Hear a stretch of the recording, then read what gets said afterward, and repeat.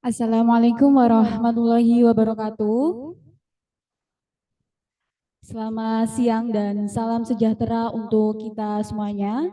Eh, ini saya perlu nanya kabar kepada para peserta apa tidak ya? Sepertinya baik-baik saja semuanya ini. Baik ya? Kalau ditanya sudah makan, pasti sudah makan. Siapa yang belum coba? Mana yang belum tadi yang belum-belum? Belum dua maksudnya ya? Oke, baik.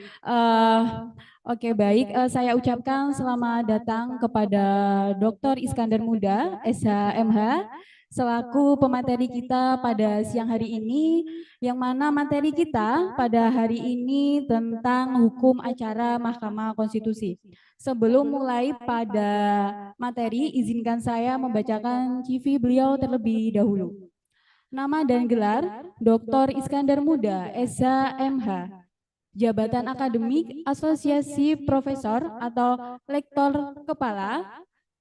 Selanjutnya pendidikan formal S1, S2, S3, sarjana hukum tahun 2007 dan magister hukum tahun 2010 di Universitas Lampung dengan predikat cum laude. Selanjutnya Doktor Hukum Tata Negara tahun 2019 di Universitas Trisakti, yang mana beliau di sini sebagai lulusan tercepat angkatan 14 pada tahun 2016 sampai dengan 2019 dengan predikat cum laude lulusan ke 125.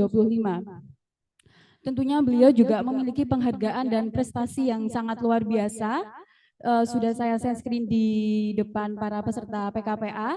Pada tahun 2023, penghargaan dari Museum Rekor Dunia Indonesia atau Rekor Muri atas rekor dosen pertama membimbing debat konstitusi pada 3 perguruan tinggi berbeda.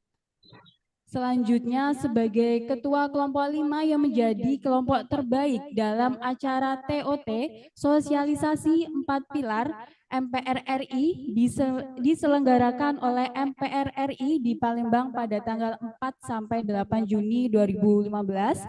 Beliau juga mempunyai aktivitas mengajar pada tahun 2007 bergabung dengan Universitas Malahayati tahun 2010 sampai dengan 2018 sebagai dosen tetap di FE dan FH Universitas Malahayati. Selanjutnya beliau juga sebagai narasumber TV dan podcast, dan beliau juga memiliki karya ilmiah, jurnal nasional dan internasional, buku, makalah, dan artikel yang sangat luar biasa, banyak sekali di sini. Mana tepuk tangannya untuk Dr. Iskandar Muda SHMH. Oke, baik, langsung saja kita ke materi Mahkamah Konstitusi pada siang hari ini yang akan disampaikan oleh Dr. Iskandar Muda SHMH. Untuk itu waktu dan tempat kami persilahkan.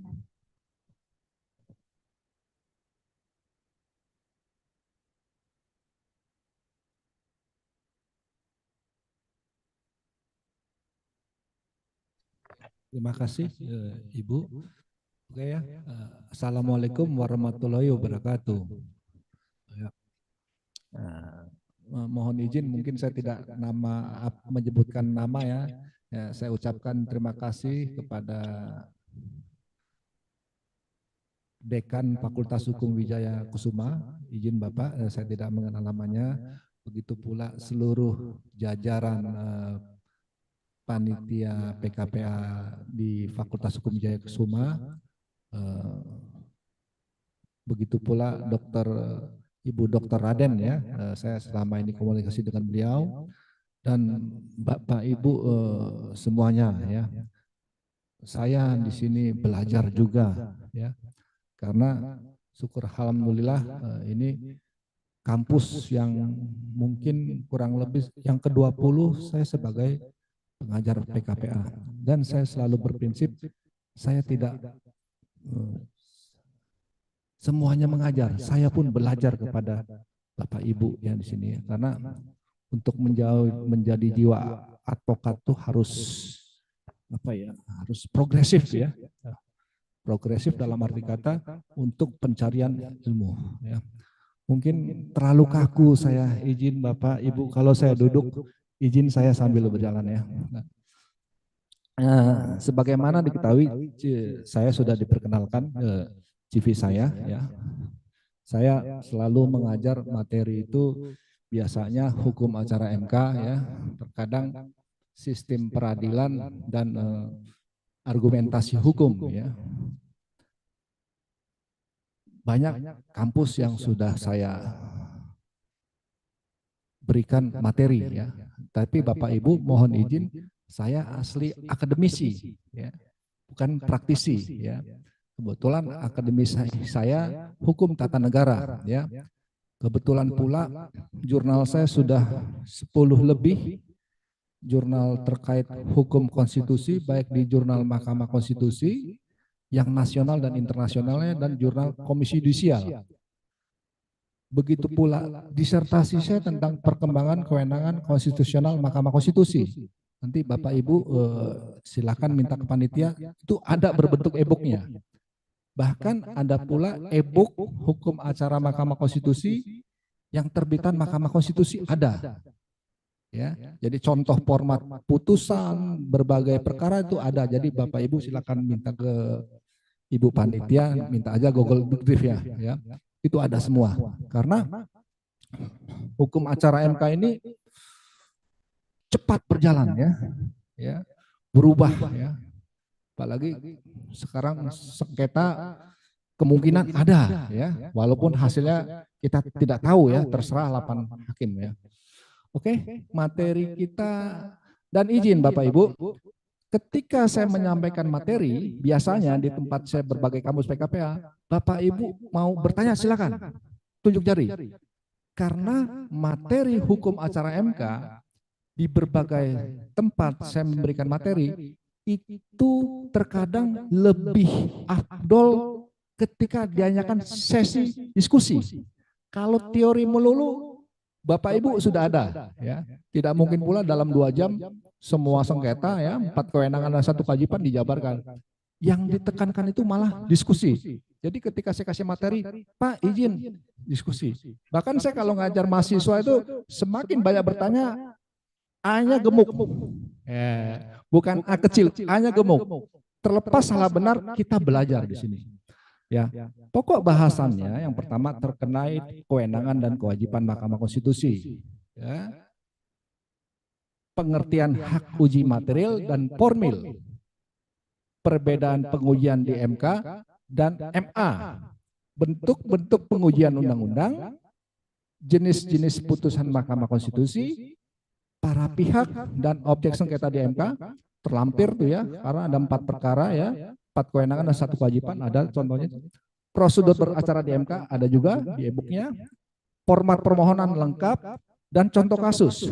Nah, contoh kasus ini kita up to date saja, yang lagi hangat-hangat, yang kemarin ya, atau yang sedang berjalan, atau yang akan berjalan. Silakan.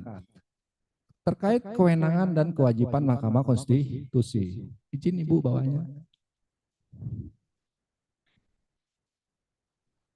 Kewenangan berdasarkan pasal 24C ayat 1 UUD 1945, Mahkamah Konstitusi berwenang mengadili pada tingkat pertama dan terakhir, yang putusannya bersifat final untuk menguji undang-undang terhadap undang-undang dasar, memutus sengketa kewenangan lembaga negara yang kewenangannya diberikan oleh undang-undang dasar, membubarkan partai politik ya, dan memutus perselisihan tentang hasil pemilu ya. Pemilu ada legislatif ya, DPR RI, DPD, DPRD, kabupaten, kota, provinsi, dan pilkada ya. Walaupun pilkada itu ada dinamikanya, itu temuan dari disertasi saya ada itu ya. Dalam pun demikian, dalam perkembangan ya, kewenangan MK ini ada perkembangan. Mengapa saya katakan perkembangan? Kalau perkembangan itu dia bisa bertambah, dia bisa berkurang, atau bisa bertambah tumbuh lagi. Berdasarkan putusan MK nomor 138 garing PU strip Romawi 7 2009, MK menyatakan dirinya berwenang menguji Perpu. Ya. Kalau Bapak Ibu mengenal teori judicial interpretation, ya, salah satunya adalah interpretasi dari pengadilan. Dalam hal ini adalah Mahkamah Konstitusi. Dalam pasal 24J, tidak secara tegas MK berwenang menguji Perpu. Tapi MK menyatakan berwenang. Itu perkembangan pertama. Yang kedua, sengketa kewenangan lembaga negara yang secara jelas dicantumkan dalam Undang-Undang Dasar 45.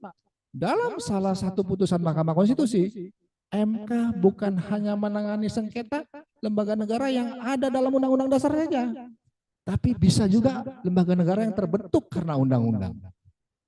Ya, dulu ada pemilu antara, kalau di Aceh itu KPI, ya, Komisi Pemilihan Independen, terkait untuk calon partai politik lokal dan independen, ya, dia bersengketa dengan KPU pusat.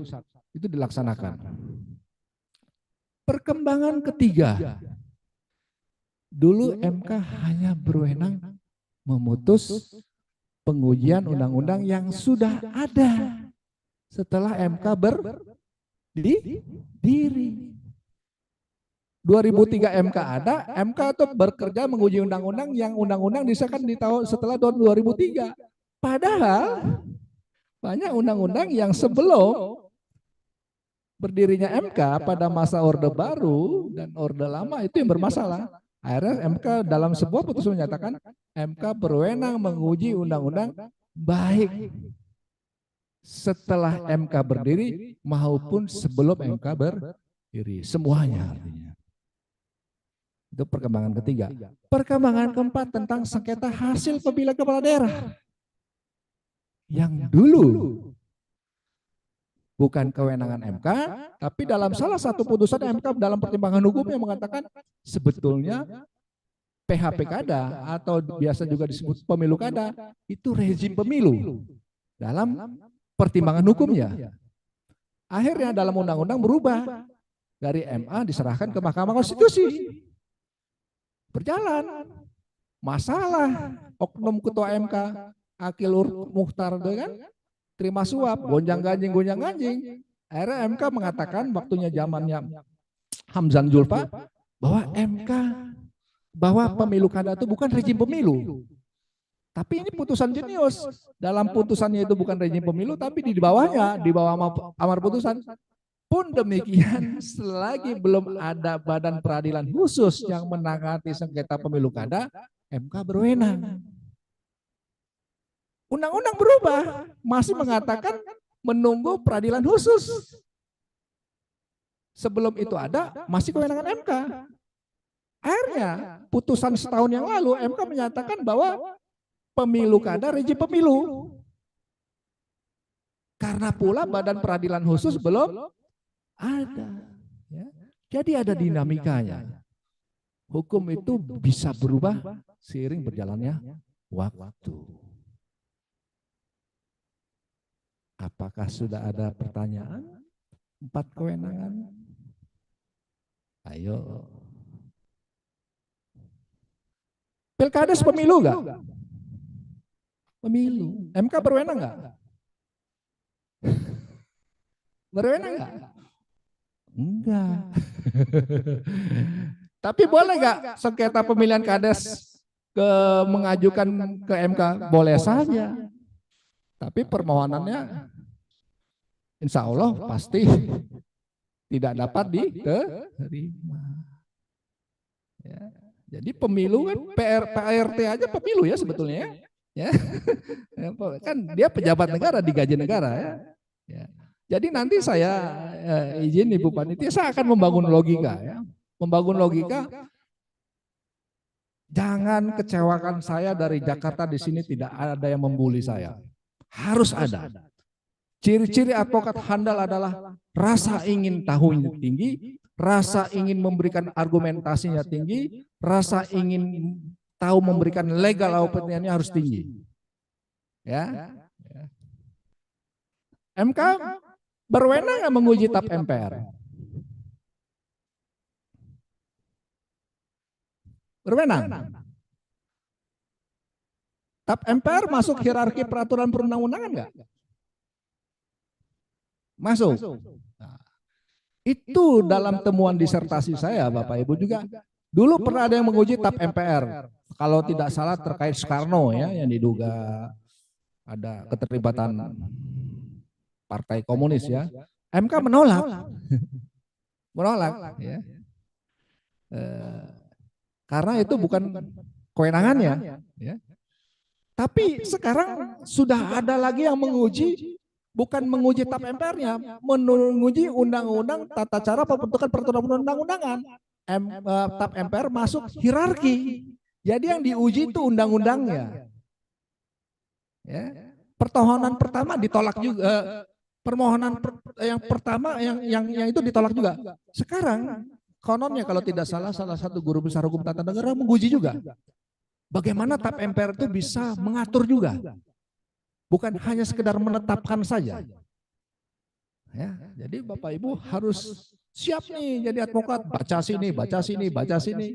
Ya, kalau misalnya tafsir itu kan bermacam-macam ya. Misalnya ini ya, ini apa namanya? Taruhlah prestis ya, prestis. Ini prestis Pak.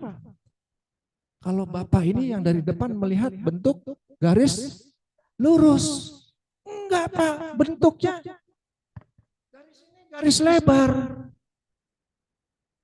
Dari bawah, dari atas. Enggak Pak, enggak garis lurus. Garisnya enggak lurus panjang, pendek dari atas. Padahal sama-sama ngeributin tapi berbagai sudut itu kalau Bapak mau Ibu mau jadi advokat harus kuasai dari depan, dari atas, dari samping kiri kanan, dari belakang sampai ketutup pun beda ya. Ingat Piala Dunia waktu apa tuh? Jepang yang ngalahin apa tuh ya? Ini bolanya keluar garis apa enggak? Keluar garis Pak, out. Oh, rupanya dalam aturan FIFA bukan bolanya keluar garis, tapi sudut titik terakhirnya itu harus benar-benar keluar garis, itu dikatakan out. Kalau nempel atau menyentuh, walaupun bolanya keluar, itu belum. Itu Bapak Ibu, baik sebagai dosen, baik sebagai advokat, harus paham. Jangan terlena dengan pendapat yang lagi dikemukakan banyak orang, cari tahu. Nah, gitu ya. Ada pertanyaan? Kewenangan? Oke. Kewajiban.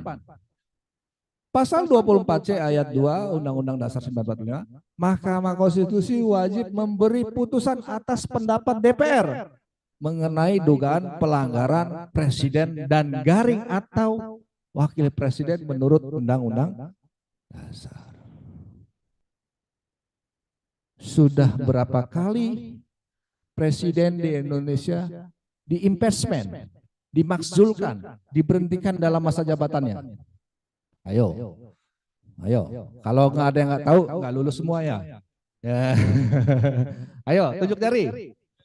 3. Siapa aja? Soekarno, Soeharto, Gus Dur. Soekarno diberhentikan Pak. Soeharto diberhentikan kan? Diberhentikan nggak? Diberhentikan. Kalau diberhentikan maunya rakyat kan, tapi nggak kesampaian rakyat kan. Akhirnya Soeharto dan tim-tim ahli hukumnya cerdik pandai menyatakan berhenti.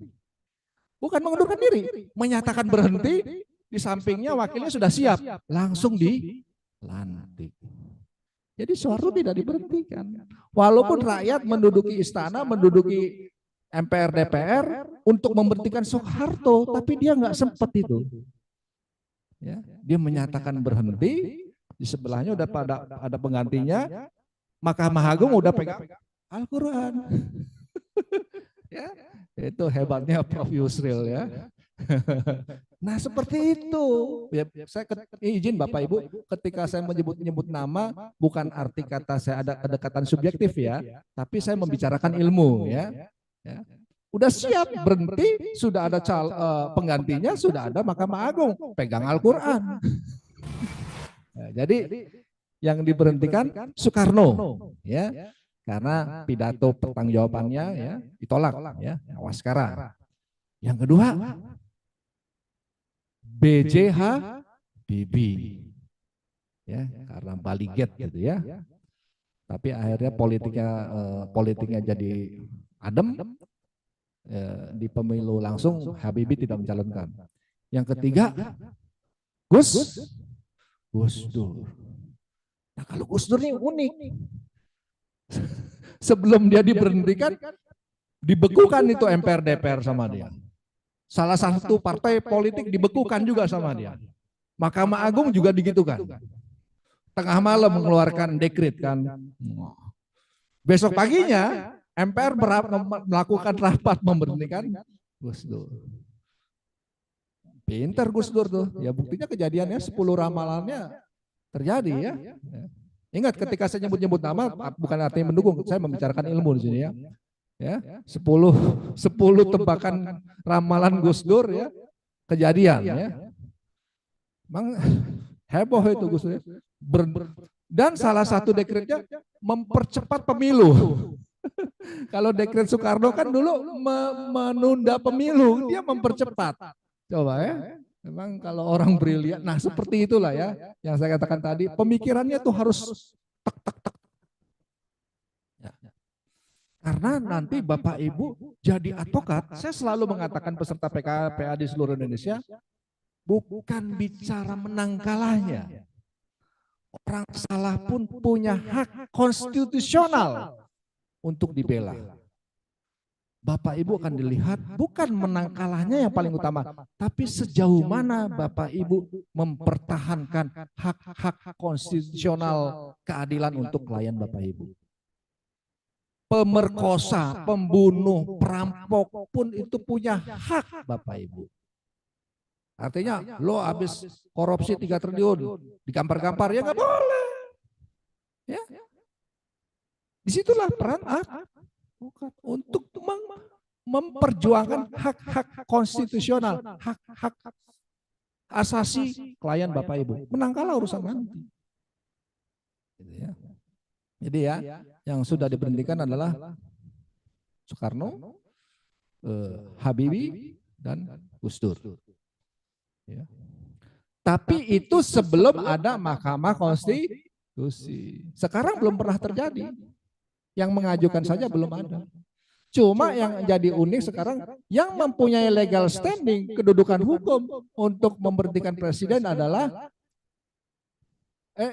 yang memberhentikan legal standing mengajukan perkara ke Mahkamah Konstitusi untuk memberhentikan presiden adalah DPR. Sepertiga anggota DPR rapat, putus, kasih ke MK. Kalau kata MK enggak, selesai. Tapi kalau kata MK iya, pendapatnya diduga, balik ke DPR, DPR ke MPR. MPR bisa memutus iya atau tidak. Jadi untuk memberhentikan presiden di Indonesia ada proses politik, proses hukum, dan kata akhir ada proses politik di MPR. Susah. Kemarin saya ngasih pertanyaan sama mahasiswa. Saya ngajar mahasiswa. Pak, menurut Pak Iskandar gimana? Apakah Presiden Jokowi bisa 3 periode? Waduh. Mahasiswa kan afiliasinya macam-macam ya. Gampang jawabannya. Bisa iya, bisa tidak. Iya bagaimana? Pasal 37. Ya kan? Sepertiga anggota MPR mengajukan kepemimpinan MPR untuk merubah Undang-Undang Dasar 45. Yang ada kan statement. Kalau tidak bisa jelas di salah satu pasal Undang-Undang Dasar 45 hanya 2 periode. Saya ngomong di narasumber di TV. Contohnya ada 2 periode, bisa lebih dari 2 periode. Vladimir Putin. Vladimir Putin itu konstitusi yang dulu hanya 2 periode Bapak Ibu.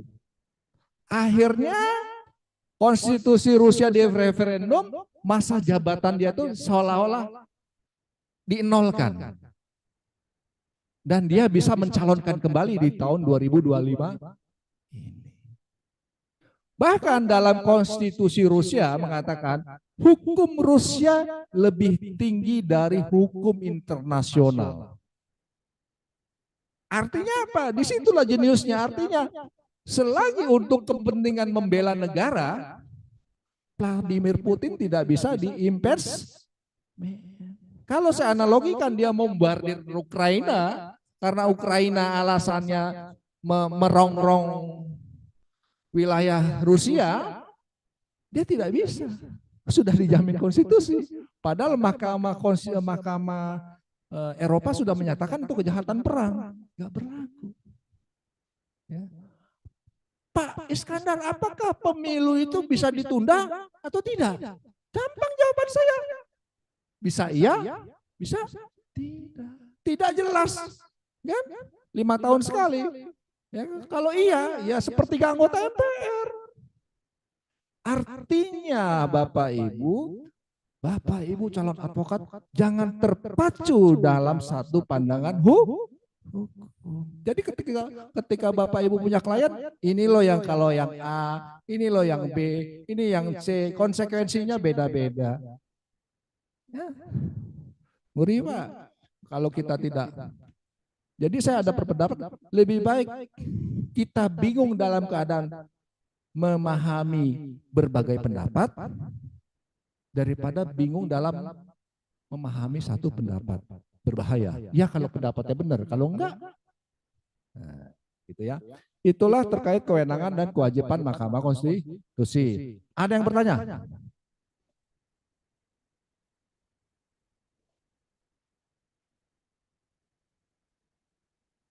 Silakan Bapak. Enggak lulus semua. Jauh-jauh dari Jakarta harus dibully saya, harus ditanya.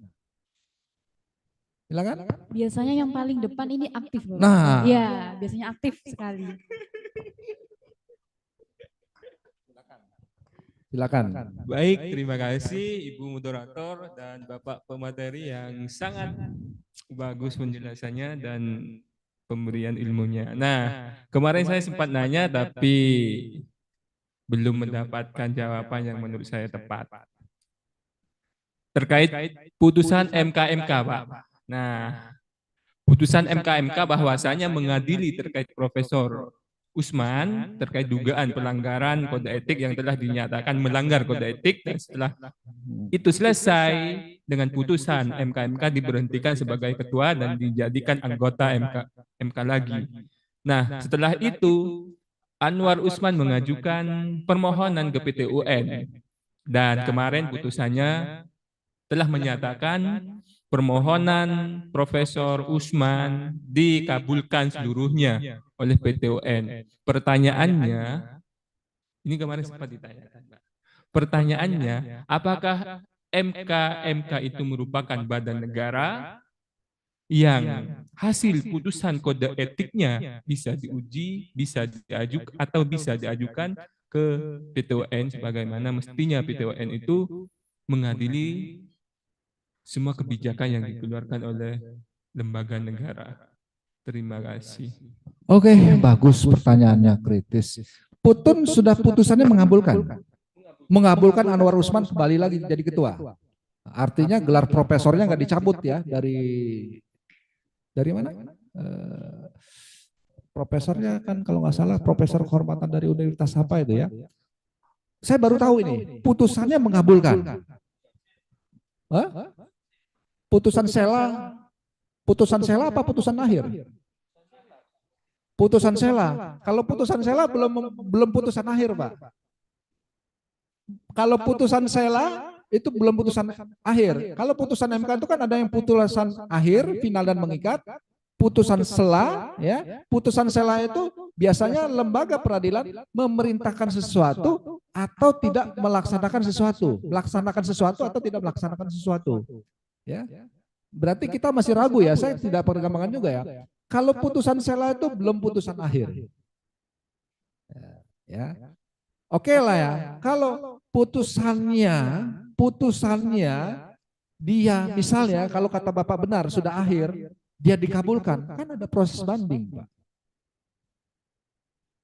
Benar kan? Ada proses banding kan? Itu belum final, Pak. Ya kan? Belum final kan? Petun belum final kan? Dia ada banding yang akhirnya ada upaya hukum luar biasa, kasasi dan PK. Kalau kita yang kedua belah pihak ngelawan terus sampai Jokowi selesai belum diputus itu, Pak.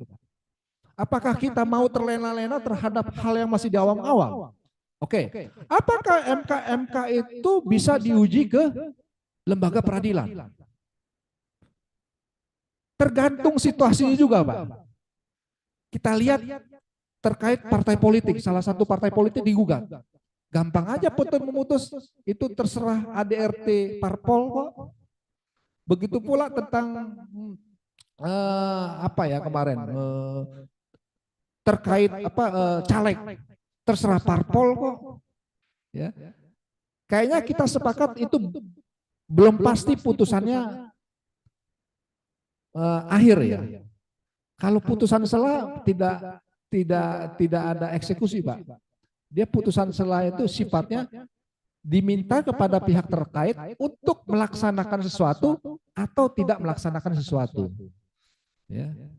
Atau ibu mana yang lagi megang biar jawabannya final ya, yang lagi pegang handphone. Putusan petun MK sudah final belum? Yang terkait sela. Oh, berarti nggak bisa dibahas ya. Putusan sela artinya belum putusan akhir. Nyambung ya? Biasanya yang kalau ada putusan sela itu kan ada pihak juga yang Putusan sela itu pada intinya peradilan memerintahkan kepada pihak terkait untuk melaksanakan sesuatu atau tidak melaksanakan sesuatu. Timbul pertanyaan, putusan sela tersebut melaksanakan sesuatu atau tidak melaksanakan sesuatu? Iya kan? Ya kan? Atau ada pihak terkait yang dipanggil atau kita nggak tahu kan? Ya. Jadi nanti seperti putusan sengketa hasil pemilihan umum, putusan MK itu ada 3, putusan akhir, ya, artinya putusan yang final, putusan sela, ya, artinya apa? MK memerintahkan kepada pihak terkait untuk melaksanakan sesuatu atau tidak melaksanakan sesuatu. Kalau melaksanakan sesuatu artinya apakah pencoblosan ulang, penghitungan ulang, begitupun sebaliknya. Ya, dan penetapan apabila pihak terkait mencabut perkara. Ya. Kalau dia putusan akhir, saya bisa jawab itu. Misalnya putusan akhir, ada proses banding, Pak. Dulu, tahu Maria Farida Indrati, Hakim Konstitusi, Guru Besar UI, calon dari Presiden SBY. Presiden mengeluarkan Kepres untuk Maria Farida Indrati untuk jadi Hakim Konstitusi periode kedua. Itu digugat, Pak, ke Petun. Dan penggugatnya menang. Artinya cacat itu Kepres, tidak mempunyai asas keterbukaan publik. Asas-asas pemerintahan yang baik dan benar adalah terbuka sama publik. Jadi SK langsung keluar. Tapi dibanding kalah, Pak. Tahu Bapak Ibu mahasiswa hukum kasus Birmar Siregar? The God. Izin, mohon maaf ini ilmiah. Barang. Maafnya ngomong, organ intim wanita itu dianggap barang. Izin ya Bapak Ibu ya, ini ilmiah. Birmar Siregar ketika seorang laki-laki dan perempuan memadu kasih, si laki itu mengeluarkan janji-janji, mungkin ya, akhirnya diberikanlah kehormatannya, dibawa ke peradilan umum. Menang itu wanita menggugat. Jadi barang siapa itu dianalogikan organ intim. Izin, ini ilmiah. Itu negeri, Pak, dibanding kalah. Artinya dibalikan pendapat Hakim Birmar Siregar. Putusan MK itu 3 hakim kan? 2 pendapat setuju. Hakim Anwar Usman itu melakukan pelanggaran etik diberhentikan sebagai ketua saja. Yang satu, Prof. Bintan Saragih. Seharusnya Anwar Usman itu dipecat permanen. Siapakah dia? Dia promotor saya, Pak. Biar Bapak nggak ngawang-ngawang nih. Dia promotor saya. Dulu saya ngambil disertasi dia, perkembangan kewenangan konstitusional Mahkamah Konstitusi, pas beliau Prof. Bintan itu sebagai Ketua Dewan Etik Hakim Konstitusi. Ya, Iskandar, jangan bikin malu saya ya. Tulisannya harus cakep. Alhamdulillah, puji Tuhan Pak. Disertasi saya halaman 4, hampir kurang lebih 400 halaman. Nanti ada berbentuk e-book yang di Bapak Ibu, di griefnya. Cuma 1 kali revisi sama dia. Ya yang ini ke kiri, yang ini ke kanan, itu saja. Karena saking percayanya dia sama saya, karena tulisan saya sudah banyak. Nyambung Pak ya? Saya agak pro, itu promotor saya Pak. Prof. Bintan Saragih. Ya. Atau ada pertanyaan lain, silakan. Silakan. MK-MK tersebut merupakan lembaga negara yang putusannya bisa diajukan melalui Pengadilan Tata Usaha Negara. Kalau dikatakan bisa Pak, buktinya terjadi. Ada asas hukum adalah ius curia novit. Hakim dianggap tahu hukum. Cuma masalah putusannya kita tidak bisa mendikte apakah ditolak atau diterima. Bisa saja Pak. Ya kan kayak tadi, apakah pemilihan kepala desa, pemilihan kepala RT bisa digugat ke MK? Bisa. Tapi putusannya kemungkinan besar tidak dapat diterima. Apakah MK bisa digugat? Bisa Pak. Tapi putusannya. Karena ilmu hukum bukan ilmu pasti, bukan kalkulator. 1 tambah 1, 2. Ilmu pasti. Kalau hukum, apakah Carok, Hasan Busri, Mat Kanjar, Mak Jentar itu pembunuhan berencana? Apakah 338, apa 340? Apakah itu termasuk budaya kearifan lokal? Ataukah itu pembelaan diri? Kan banyak para advokat. Nah, Pak, nanti Bapak kliennya mungkin saja pendapatnya seperti itu kan Pak, yang Bapak tanyakan.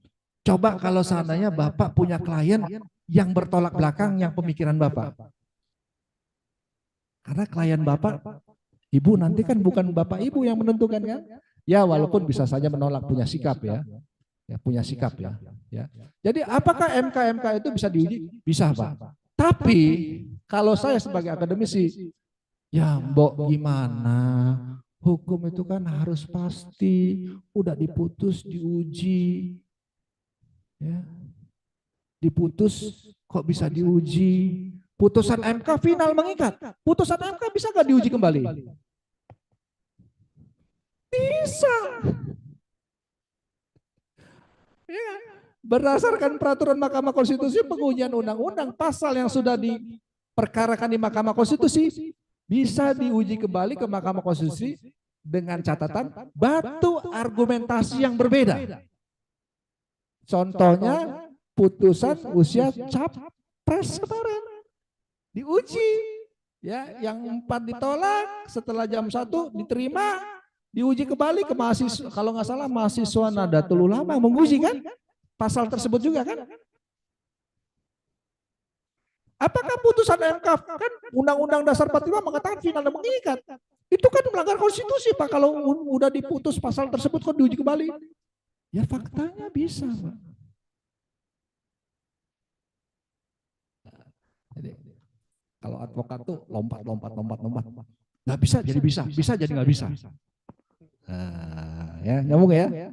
Jelas itu di 424C final dan mengikat. Kok bisa diuji undang-undang pemilu itu kan? Ya kan? Nah, nyambung ya.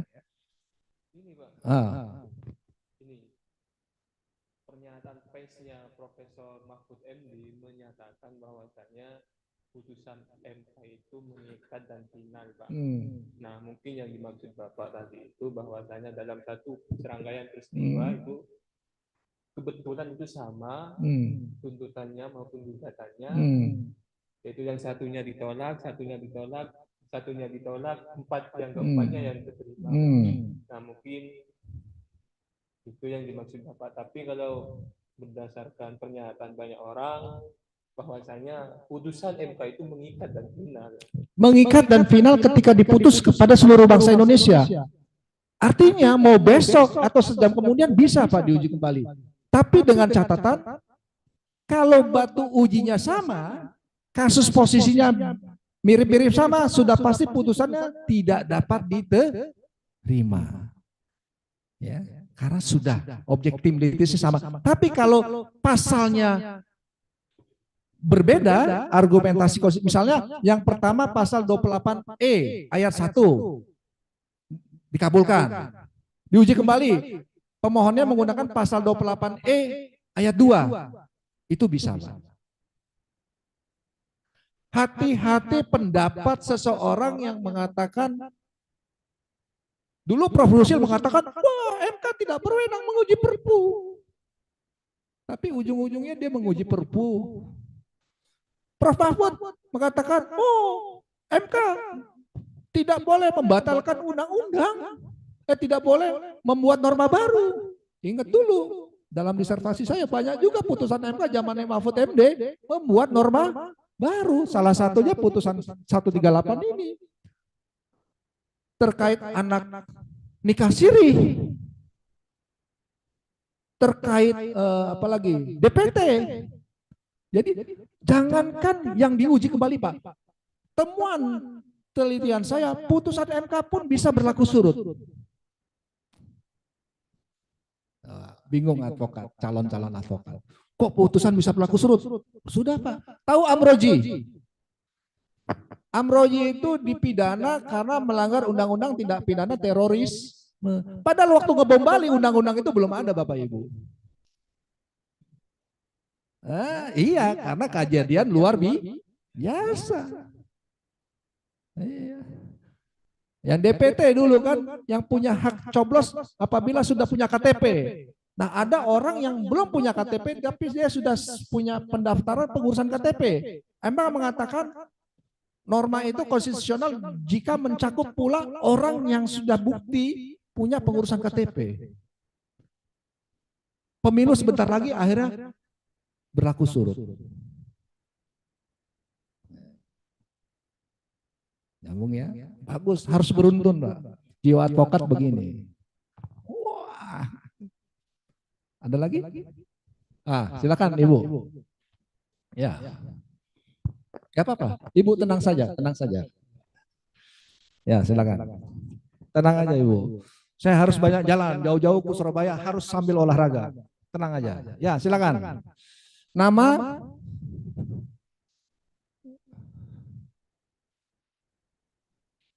Ya. Yang saya hormati Dr. Iskandar Muda. Ya, terima kasih. Perkenalkan, saya Stiani Rahayu. Mohon izin Pak, di sini saya mau menanyakan mengenai putusan MK umur cawapres tadi. Umur cawapres ya.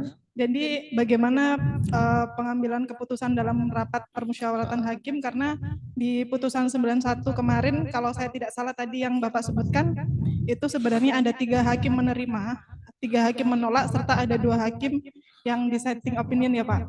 Oke. Ibu siapa namanya? Stiani Rahayu. Stiani Rahayu terus ya. Kemudian yang saya tanyakan lagi, bagaimana proses penentuan dissenting opinion dalam RPH menjadi putusan hakim? Terima kasih. Bagus. Ibu Stiani Rahayu secara tidak langsung Ibu memaksa saya harus mempresentasikan disertasi saya yang sudah jadi buku dan Bapak Ibu dapat semua itu di panitia. Perkembangan kewenangan konstitusional Mahkamah Konstitusi. Bagaimana pendapat Bapak terkait komposisi hakim itu ya? Ya. Saya bicara di tema yang lain tapi sebetulnya ngejawabnya. Pak Iskandar, iya siap. Saya dari TV salah satu TV. Saya sebutlah Nusantara, TV Nusantara. Bapak bisa jadi narasumber terkait putusan MK terkait batas usia capres. Siap. Nah, ini ngomongin disertasi saya. Nah, tapi kembali ke tadi, saya selalu memberikan pemikiran pencerahan. Walaupun bukan arti kata saya tidak ada sudut pandang, saya ada, tapi terkadang lebih bijak memberikan pencerahan.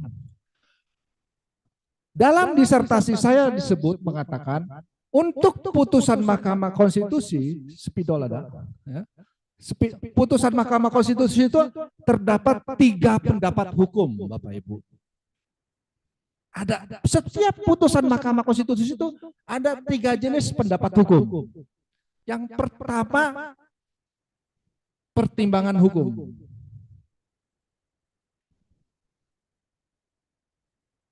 Ini identik dengan amar putusan ya.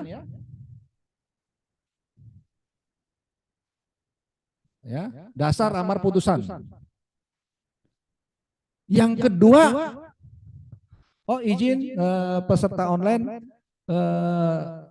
selamat siang Bapak Ibu, Assalamualaikum. Ya, sorry, saya baru sadar tadi rupanya ada yang dari Lampung ya. Ya, kalau dari Lampung, saya dari Lampung ya dulu. Nanti silakan komunikasi. Saya dulu S1-nya Unila, S2-nya Unila. Saya asli Lampung ya. Harus say hello tuh yang dari Lampung dan dari Bapak Ibu yang dari berbagai daerah. Oke ya, izin ya. Ada pertimbangan hukum, ada pendapat tengah-tengah, konkuring. Ya. Konkuring ini apakah dia pro ke yang mengikuti amar putusan atau pro yang menolak? Ya, dalam hal ini dissenting opinion, ya. Konkuring ya. Opinion atau alasan berbeda ya. Yang ketiga adalah dissenting.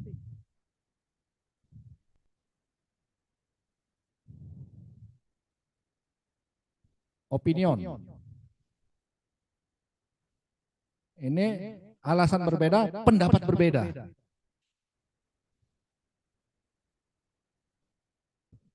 Beda ya. Tulisannya tulisan dokter nih ya, Bapak Ibu ya. Pertimbangan hukum yang menyetujui amar putusan bahwa kepala daerah bisa mencalonkan itu ada 3 hakim.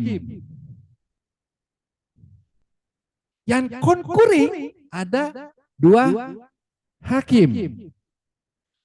Yang dissenting ada 4 hakim. Amar putusannya berusia 35 tahun atau pernah menjadi kepala daerah. Artinya kepala daerah di sini adalah gubernur, wali kota, dan bupati ya. Ya, bupati ya. Yang konkuring 35 tahun atau pernah menjadi gubernur ya. Kalau ini jelas-jelas beda kan. Pak, yang akhirnya ini ditafsirkan amar putusannya menerima sebagian permohonan pemohon. Menerima artinya ini dianotasikan 5:4. Ya kan? Dan terjadi itu kan, makanya ada proses lah itu MK kan, gara-gara ini kan. Benar gak? Ingat, ini ilmu. Timbul pertanyaan. Apakah 2 kalimat ini sama ini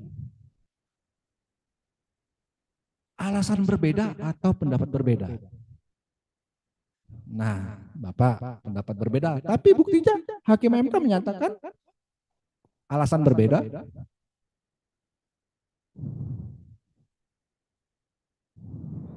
Iya.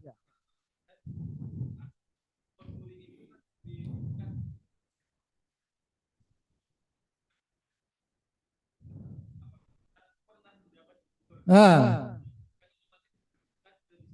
Ah.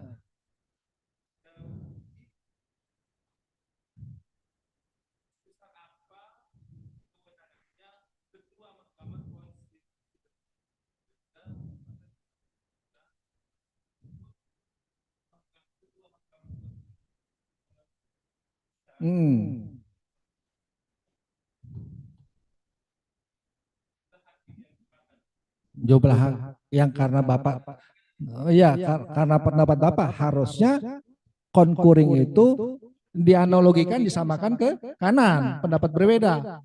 Itu kan ilmu kita, Pak. Iya kan? Faktanya kan Gibran tetap nyalon. Kalau ilmu yang Bapak katakan itu terjadi, dia nggak bisa nyalon, Pak. Tapi kembali ke tanda-tanda. Ucapan saya, ucapan Bapak bukan konstitusi.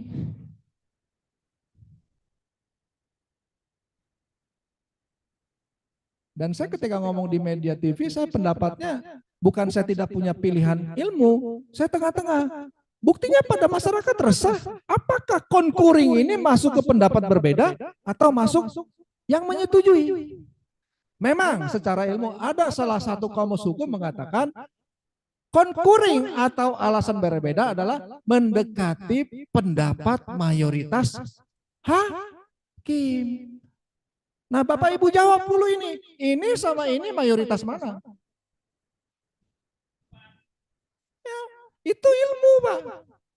Tapi kembali ke tadi, putusan MK bersifat final dan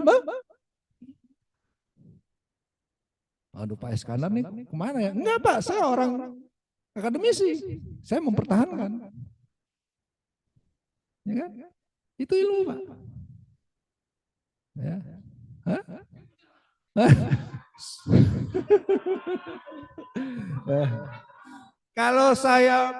Kalau saya punya, saya nggak jawab tuh punya hak konstitusional, Pak. Lu ber langsung umum bebas.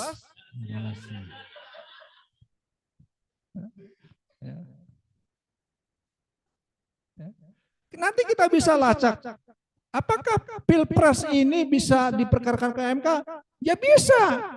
Apa perkara terkait Gibran ini bisa diperkarakan? Bisa. Dan itu pernah terjadi di pemilu sebelumnya. Gampang aja saya jawabnya. Dulu Ma'ruf Amin, kan di salah satu permohonannya digugat ke MK, dia menjadi pejabat negara. Untuk calon presiden tidak boleh. Ya lagi-lagi Pak, putusan MK final dan mengikat.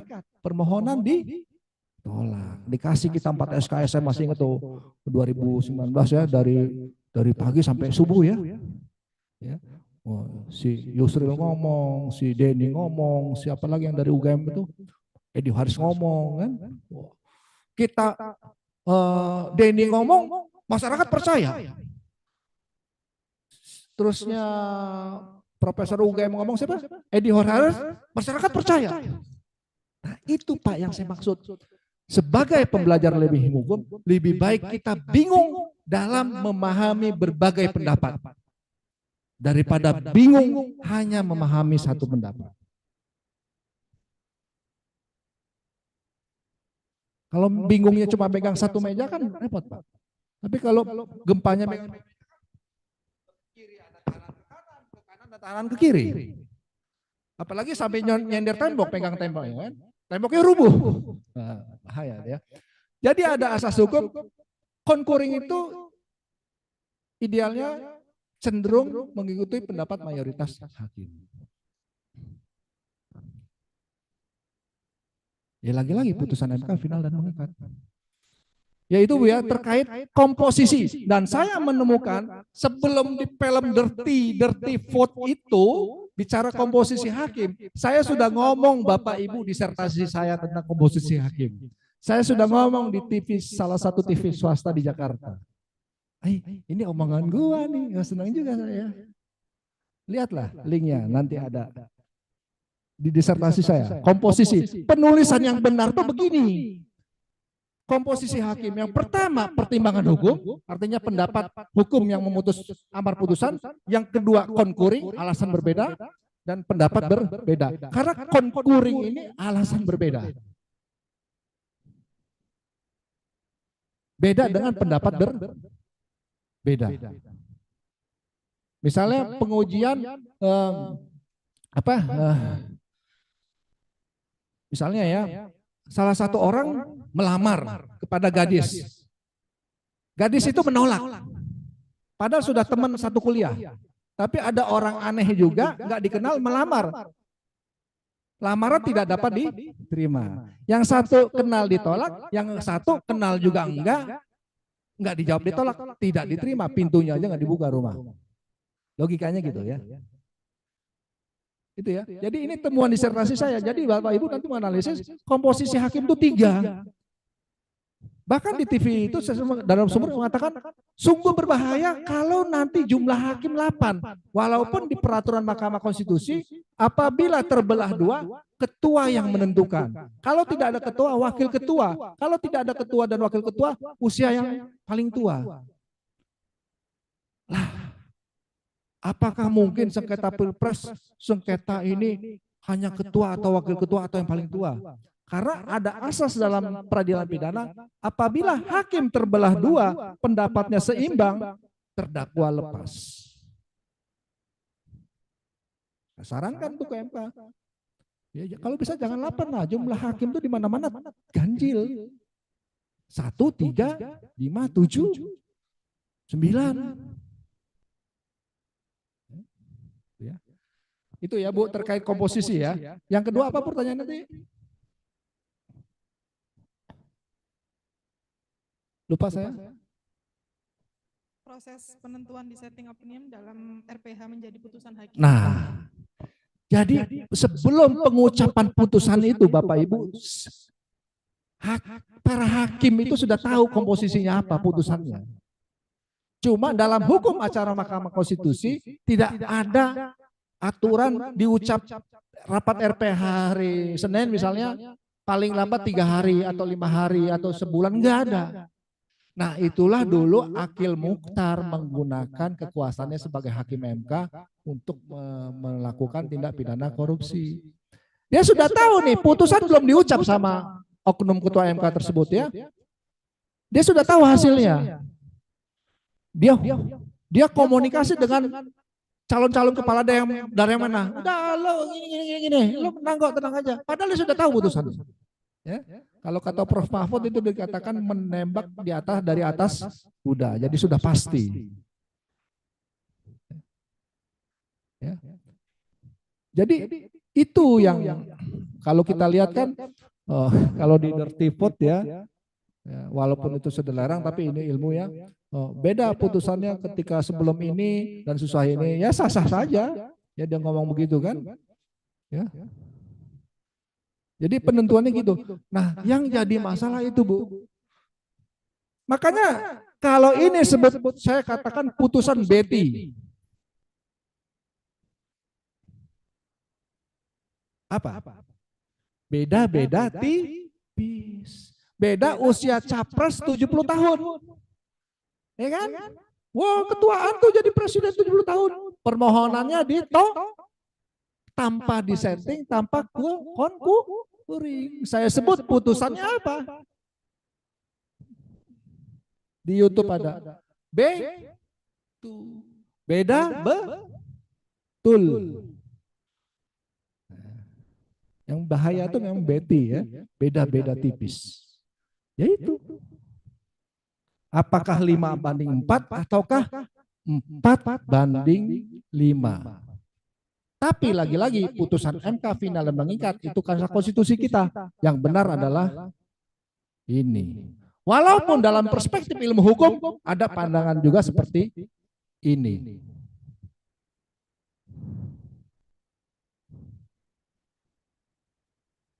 Nyambung Bapak Ibu? Ya, Bu ya. Karakternya Ibu bagus ya. Sejuk tapi angker ya. Ya. Ya. Itu dibutuhkan ya. Karena advokat wanita sekarang sudah mulai redup ya. Dulu Elsa Sharif segala macam kan banyak ya. Advokat wanita kayaknya jarang yang nongol di TV. Kalau yang laki banyak. Bisa dibanyak-banyakin malah ya. Jadi ya. Dibutuhkan nih Sri Kandi untuk advokat. Ya, jangan takut. Saya lulusan kelas malam. Saya lulusan negeri tapi malam, dan saya dokternya Trisakti. Ketika saya dosen di Lampung, balik ke Jakarta, alhamdulillah bisa berjalan. Padahal rekan-rekan dosen saya ijazahnya sampai 3 benua. Jadi jangan pandang agamanya apa, sukunya apa, muda atau tidak muda, orang kaya atau orang miskin, atau dari kampus mana, semua punya peluang. Jangan takut. Hukum progresif Prof. Satcipto Harjo mengatakannya, selagi untuk kepentingan manusia, bukan manusia untuk hukum, tapi hukum untuk manusia. Ya Ibu ya, nyambung ya, gitu ya. Memang betu dan beti, beda tipis dan beda betul. Lanjut Ibu. Pengertian hak uji material dan formil. Sebagai bentuk pengujian undang-undang berkenaan dengan pembentukan undang-undang yang dianggap tidak memenuhi ketentuan berdasar dasar Undang-Undang Dasar 45. Itu disebut pengujian formil. Apa saja? Meliputi pembahasan, pengesahan, pengundangan, dan perlakuan. Jangka waktu pengujian formil adalah 45 hari setelah undang-undang itu disahkan, bukan diucapkan. Diucapkan DPR kan ada pengesahan, ketika sudah punya nomor dan tercantum dalam lembaran negara, 45 hari bisa diuji. Contoh apa Pak? Undang-undang Cipta Kerja digugah secara formil. Walaupun permohonannya ditolak. Materi muatan ayat, pasal dan atau bagian dari undang-undang itu bisa diuji.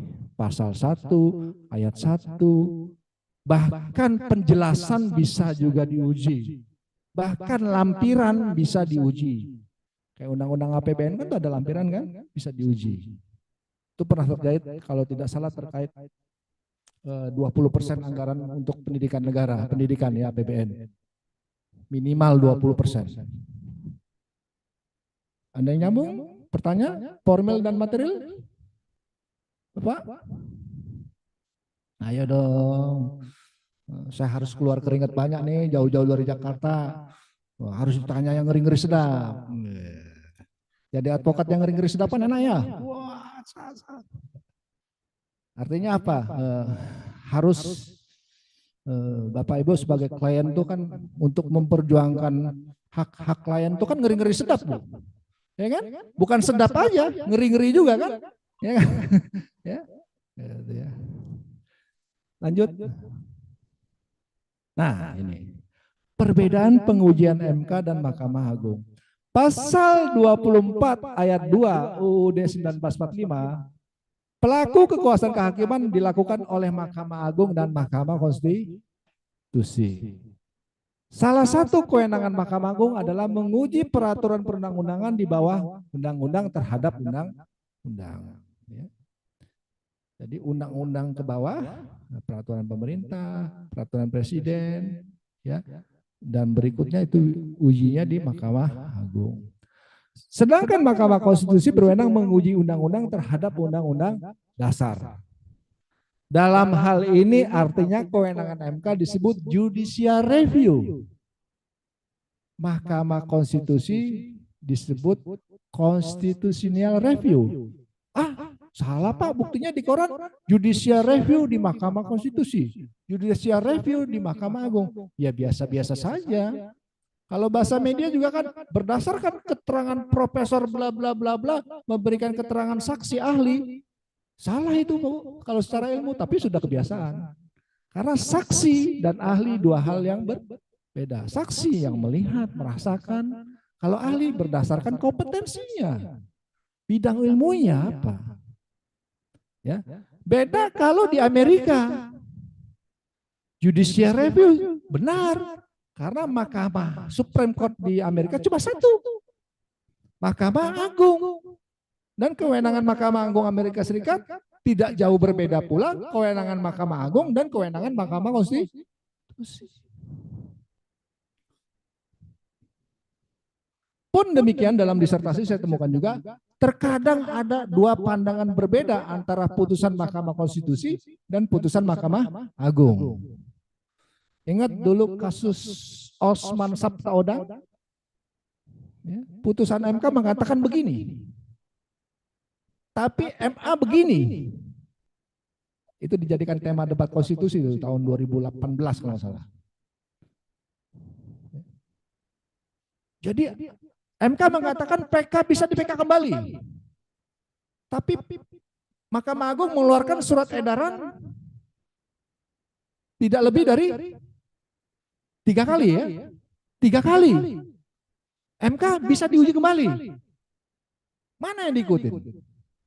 Kasus Jessica sudah berapa kali di PK? Berkali-kali. Mau di PK kembali. Artinya mana Pak yang kita ikutin? Saya pusing Pak belajar hukum ini. Apakah Mahkamah Konstitusi apa Mahkamah Agung? Pas Bapak Ibu saya telusuri dalam disertasi saya baca naskah komprehensif perubahan Undang-Undang Dasar 45 terkait bab kehakiman. Rupanya Bapak Ibu, para panitia ad hoc, para ahli, dia hanya terfokus dengan membandingkan dengan Amerika, membandingkan dengan Prancis, membandingkan dengan Jerman. Dia tidak membandingkan dengan Korea Selatan. Kalau di Korea Selatan, Mahkamah Konstitusi dan Mahkamah Agung di 2 bab berbeda. Bukan pasal berbeda.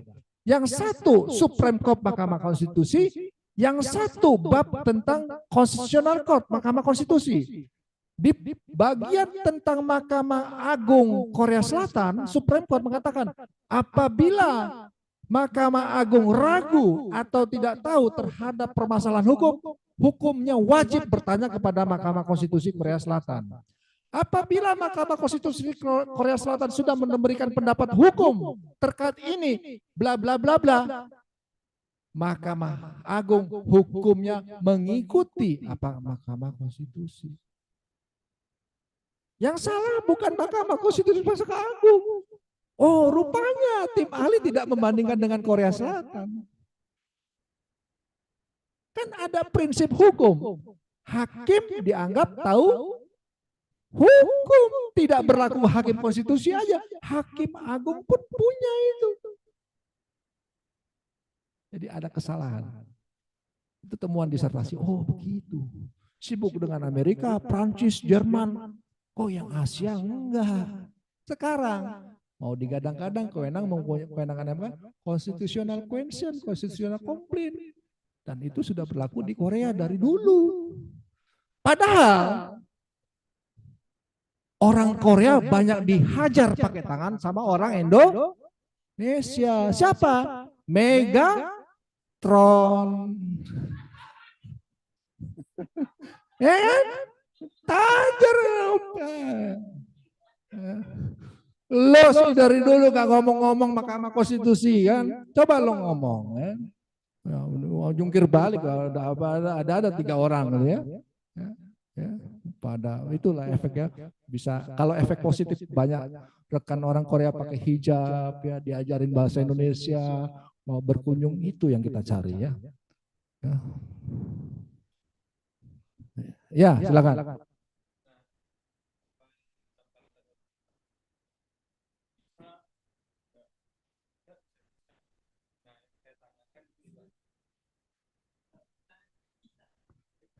Ya, silakan. Kepastian hukum bagi jenengan aja. Silakan. Ya. Ini Pak kan hukum ini Pak harus memuat kepastian hukum. Nah, jika saya menyimak apa yang jenengan jelaskan tadi menyatakan bisa tidak, bisa. Nah, yang saya pertanyakan ini Pak, terkait pengujian Undang-Undang Cipta Kerja, sebagaimana MK telah mengabulkan uji judicial review terkait Undang-Undang Cipta Kerja, yang mana apabila Undang-Undang Cipta Kerja itu selama 2 tahun tidak ada perubahan, maka Undang-Undang Cipta Kerja itu tidak berlaku ya Pak. Nah, itu bunyinya MK, Pak.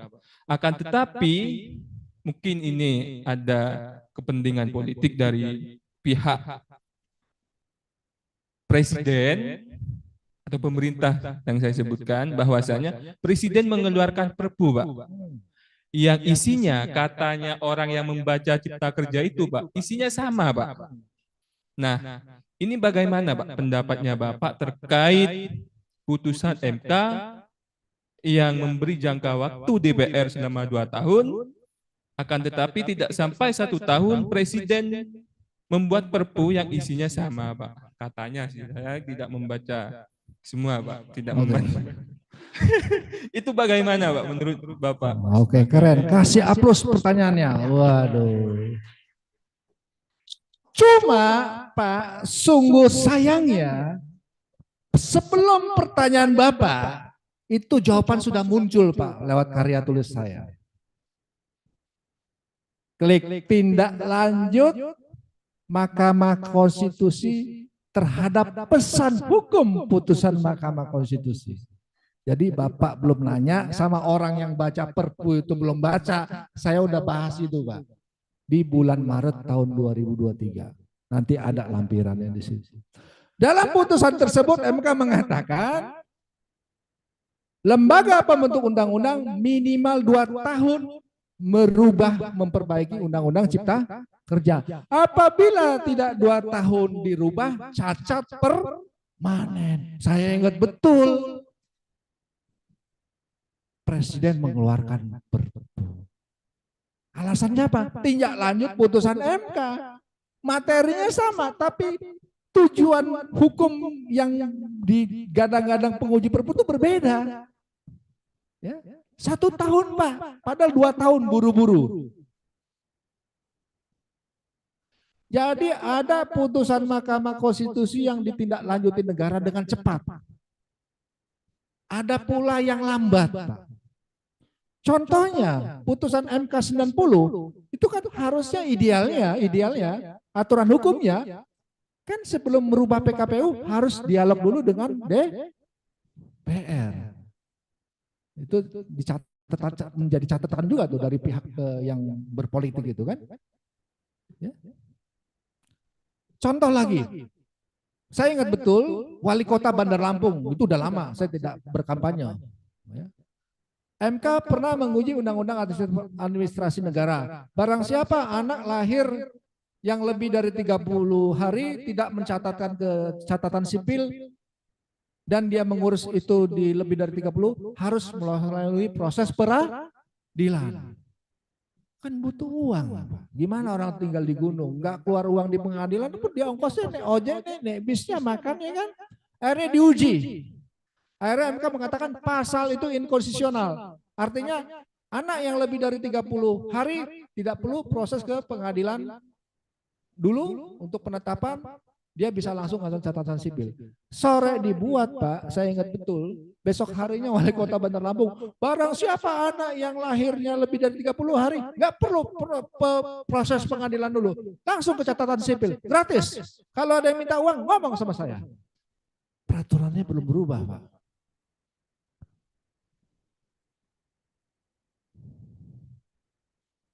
Ya enggak?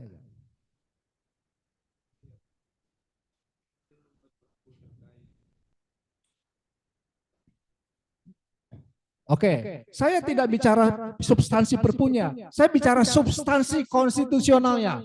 Apabila dalam keadaan memaksa, yang memaksa itu dalam keadaan berbahaya, dikategorikan oleh Mahkamah Konstitusi terkait pengujian Perpu yang pertama 138, salah satunya apabila ada terjadi kekosongan hukum. Presiden berwenang menguji Perpu. Pun demikian di pasal berikutnya, Perpu harus mendapatkan persetujuan DPR. Rupanya kan DPR setuju-setuju aja, Pak. Ya, silakan. Ya, silakan. Silakan. Ya. Bagus, semangat. Terima kasih atas waktunya, Bapak. Perkenalkan, nama saya Erwanto. Kebetulan saya alumni dari Universitas Wijaya Kusuma sendiri. Ya. Ya. Kebetulan ini kok bertepatan yang Bapak sampaikan mengenai pengesahan undang-undang, bahwasanya itu lewat keputusan dari Dewan Perwakilan Rakyat ya. Ini yang tengah berkembang di media sosial. Mohon maaf, saya juga sendiri sebagai rakyat biasa itu menyesalkan bahwa pernyataan dari anggota DPR mengenai pembahasan undang-undang perampasan aset. Ya, yang lagi viral itu ya. Boleh dibicarakan dalam sidang. Tetapi untuk masalah diberlakukannya harus izin atas ketua partai politik. Iya. Ya. Yang ini yang ingin saya tanyakan, kalau menurut kacamata Bapak dalam membaca pernyataan yang disampaikan dari anggota dewan tersebut, kedudukan partai politik sendiri itu dalam skala umumnya kedudukan partai politik itu seperti apa dan ketua partai politik itu seperti apa? Seperti seolah-olah dia itu punya peran sangat penting dalam hukum di Indonesia itu. Terima kasih. Oke, bagus pertanyaannya. Pertanyaannya menusuk betul ya. Bagus. Kasih aplaus untuk Bapak. Ya. Aduh, bagus ya. Sebelum saya ke situ Pak, ada dulu hasil pileg tahun sebelum ini ya. Putusan MK menetapkan si X yang menang. Tapi faktanya bukan X yang dilantik, Y. Yang uniknya lagi yang dilantik tapi gajinya masuk ke X. Kan? Ya. Padahal putusan MK seperti itu Pak. Udah menentukan.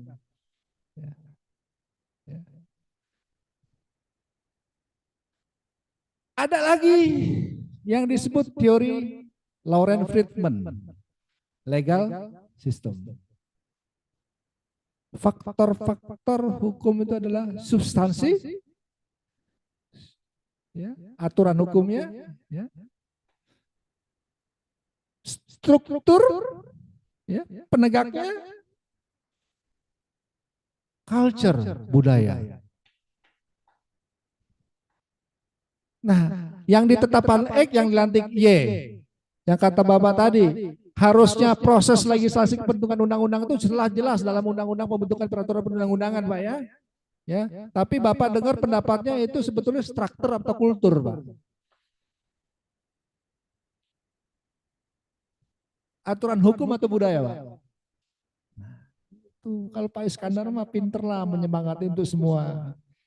Ya, budaya, Pak. Saya kapal, saya kan perokok. Saya udah lama kan ya. Jadi merokok, korek saya kantongin Pak. Apa Pak di kantong? Korek sita Pak. Kalau ditaruh di tas, lolos Pak. Oh, aturan hukumnya nggak boleh bawa korek di tubuh. Tapi budayanya kalau kebiasaannya naruh di tas sama. Susah Pak kalau bicara budaya Pak. Ya. Menurut Bapak pandangan gampang, wah ngeri-ngeri sedap ya. Kalau saya ngomong, wah nggak boleh begitu, itu salah itu, wah, bahaya Pak. Tuh teori Lawrence Friedman, aturannya sudah jelas ya tentang cara pembentukan peraturan perundang-undangan ya. Strukturnya DPR dan Presiden ya, substansinya jelas ya, itu dijamin dalam Undang-Undang Dasar 45. Budaya. Contohnya gini juga Pak, carok, ini kan fenomena juga nih, apakah 338 apa 340 atau budaya? Apakah mungkin yang nyoblos satu orang, ceplos rakyatnya diam aja? Salah Pak, tapi kearifan lokal di Papua seperti itu. Apakah yang menjadi gubernur di Yogyakarta ex officio jadi pemimpin kesultanan? Itu kebiasaan Pak, itu kultur ya, itu kultur. Tapi sekarang itu bukan kultur. Undang-undang Daerah Istimewa Yogyakarta ditentukan. Jadi apakah budaya bisa diimplementasikan berbentuk norma? Bisa Pak, itu.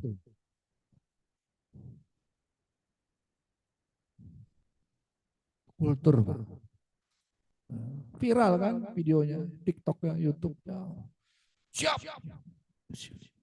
Jadi kalau pernyataan Bapak seperti itu, apabila muncul kesimpulan bahwasanya jabatan tertinggi politik, sebenarnya kan kalau dinyatakan kan jabatan tertinggi politik kan presiden, karena prosesnya kan demokrasi. Kalau pernyataan Bapak seperti itu, kalau dinyatakan bahwa jabatan politik tertinggi itu ada di ketua partai, gimana Pak? Seperti itu. Gini Pak, jadi ada salah satu jabatan yang tidak ada masa waktunya. Yang pertama, undang-undang yayasan Pak. Tahun 2004 itu pengurus yayasan di periode berikutnya tidak bisa dipilih kembali.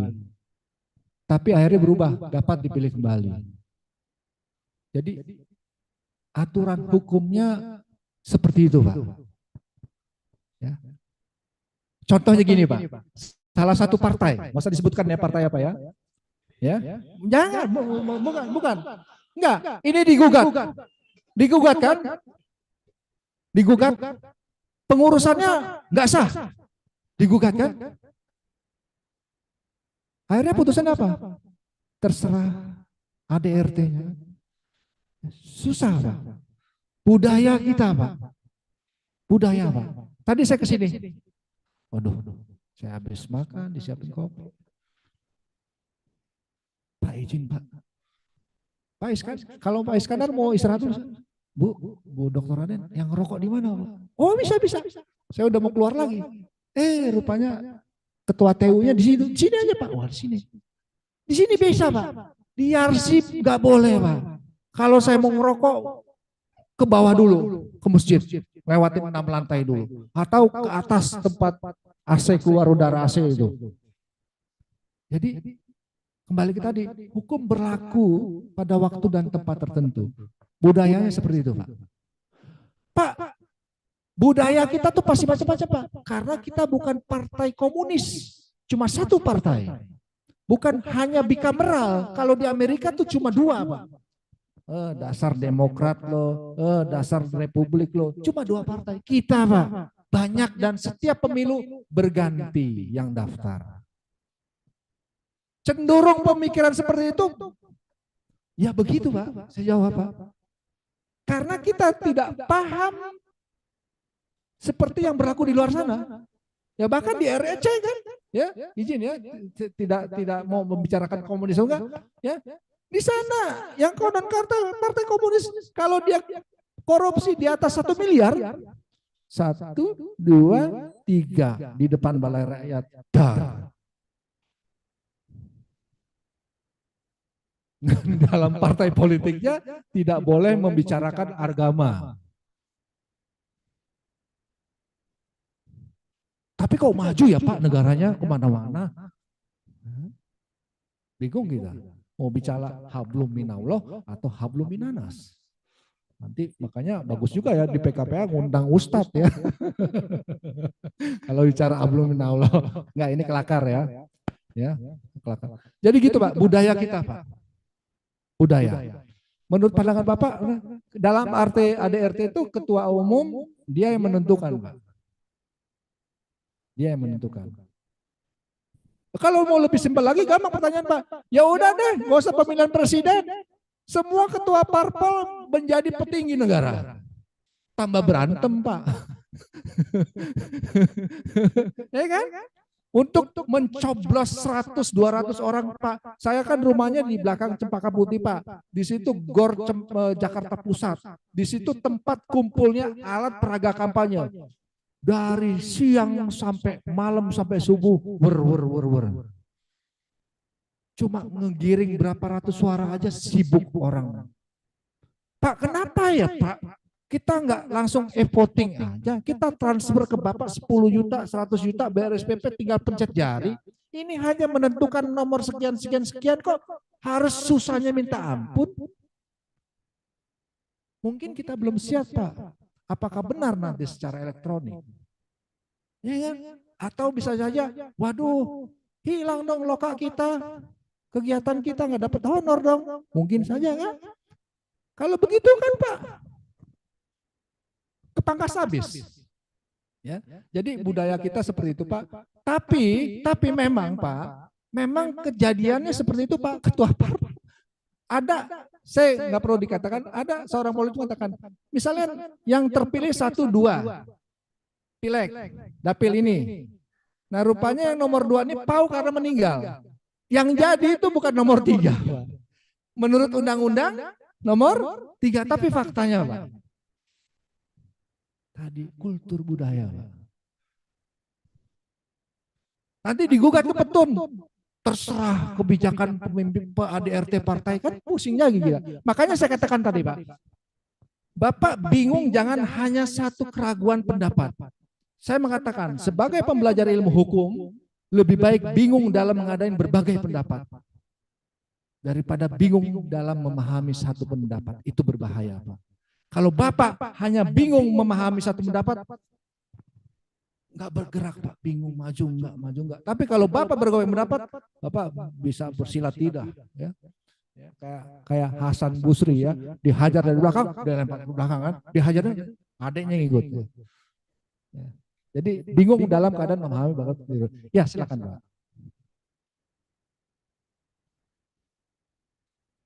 Ya nggak apa-apa.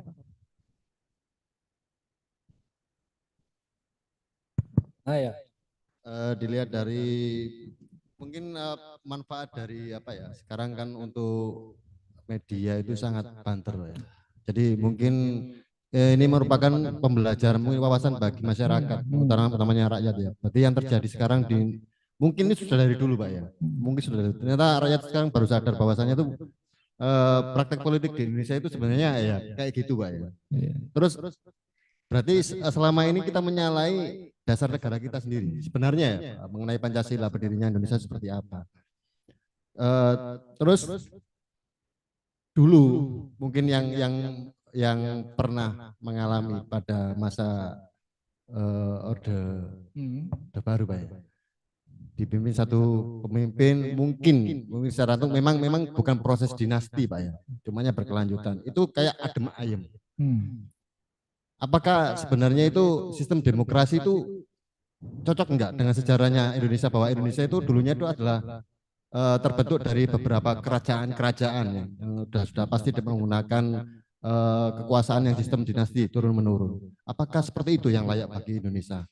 Apakah kesalahan dari praktek politik oknum otak-otak politik yang ada di Indonesia seperti itu gitu Pak? Terima kasih. Oke, bagus pertanyaan Pak, menikuk tajam. Sebelum saya jawab, RRC itu satu partai, 2 partai. Bapak banyak partai. Satu partai kan Pak? Maju dia. Tidak saya mintakan. Rusia. Maju dia. Ya kan? Tapi tidak mengatakan bahwa yang Kim Jong-un korut, ya kan? Orang di pasar tepuk tangan Pak kalau dia lewat apa rapat, mau bener atau enggak kan? Kalau enggak ditembaknya pakai rudal Pak. Enggak ada alat Pak. Pamannya sendiri dikasih ke anjing kan, karena dia melakukan suatu hal yang tidak sesuai keinginan dia. Tapi negara demokrasi yang benar-benar liberal, Amerika maju Pak. Ya kan? Negara yang di Timur Tengah ya, yang nuansa Islamnya itu banyak Pak yang maju Pak, ya kan? Bahkan Finlandia yang negara kecil sejahtera Pak, ya. Bahkan gaji guru itu lebih besar dari gaji dosen karena ada pemikiran di sana lebih susah membina siswa di bawah umur daripada membina sudah remaja ya, mahasiswa. Jadi tidak ada satupun sistem di negara bisa diterapkan dan cocok di negara lain. Kembali ke tadi Pak, budayanya Pak. Ya, Ibu silakan.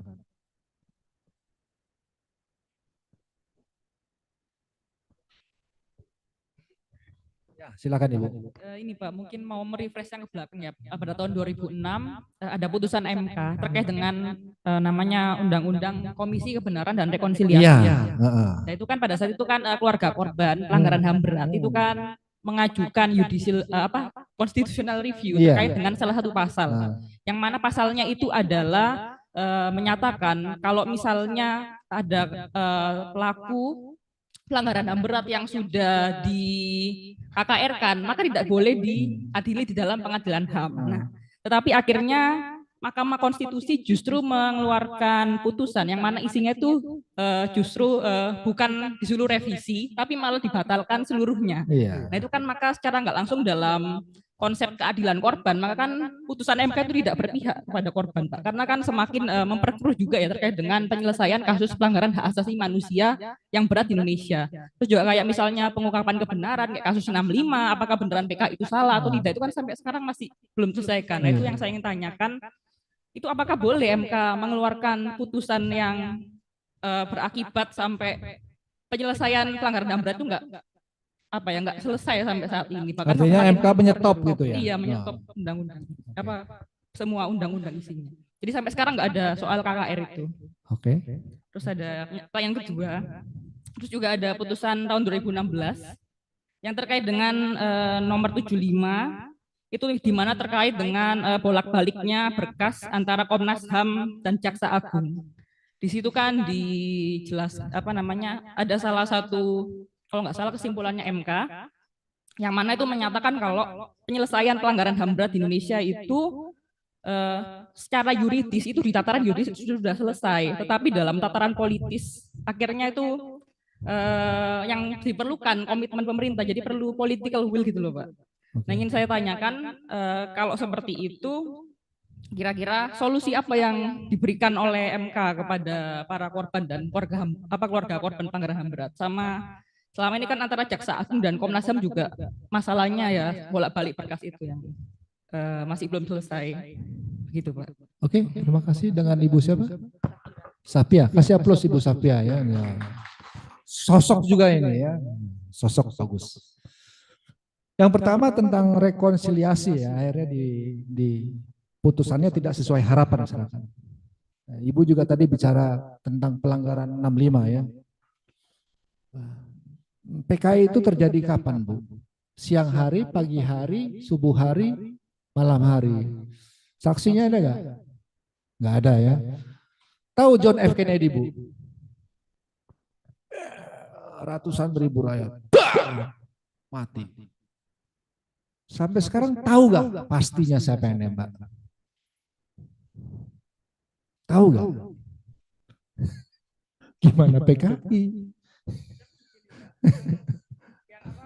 Maksud saya ketika dalam konsep, kan kalau kita bicara KKR itu ada yang namanya keadilan transisional. Ini merupakan suatu prinsip yang dikeluarkan sama PBB, United Nations. Yang dimana itu membuat bahwasannya ketika ada suatu kasus kayak misalnya di Afrika Selatan itu kan bisa diungkit lagi. Itu kan bisa diproses lagi. Direkonsiliasikan berarti dalam artian menyambung kembali yang antara orang-orang yang dulunya ada masalah, antara orang-orang yang dibunuh, yang dikriminalisasi, yang dipersekusi dan menerima stigma sebagai keluarga PKI itu kan sampai sekarang yang masih belum terselesaikan. Mungkin maksud saya adalah karena tidak adanya KKR itu, jadi tidak bisa kita jadi aslinya sesama masyarakat Indonesia itu saling curiga gitu loh terhadap kasus itu. Nah ini tidak diselesaikan sampai sekarang gitu Mas. Oke, bagus Bu. Tadi yang contoh di Amerika itu bukan pendapatnya seperti itu, sebetulnya panjang ya, nggak apa-apa ya. Jadi gini Bu ya. Ada salah satu disertasi ya, dalam hal ini agak sensitif ya, guru besar HTN ya, nggak perlu saya sebutkan namanya. Dalam pembahasannya Pancasila itu penafsirannya tergantung penguasa Bu. Ya kan? Bung Karno Pancasila. Amerika boleh masuk Indonesia Freeport. Tapi 10% aneh 90% untuk bangsa Indonesia. Terjadilah yang 65 itu. Bergantilah Soeharto. Keluarlah undang-undang penanaman modal. Investor pertama di Indonesia adalah Freeport. Dibalik Pak. 90 Amerika. Pinternya Amerika ada yang kesepakatan New York antara pemerintah Belanda dan Amerika. Indonesia, bahwa Irian punya Belanda. Itu karena dia. Kita nggak tahu kan antara Presiden Amerika dengan Raja Belanda. Lo tenang aja, itu kan kesepakatan. Nanti lo sekian, gue sekian. Kita nggak tahu, Bu. Soeharto lengser. B.J. Habibie. Ya. Anggaran peneliti itu tinggi-tinggi, Bu, karena dia peneliti, gajinya besar-besar. Naik Gus Dur. Yang salah satunya kebijakannya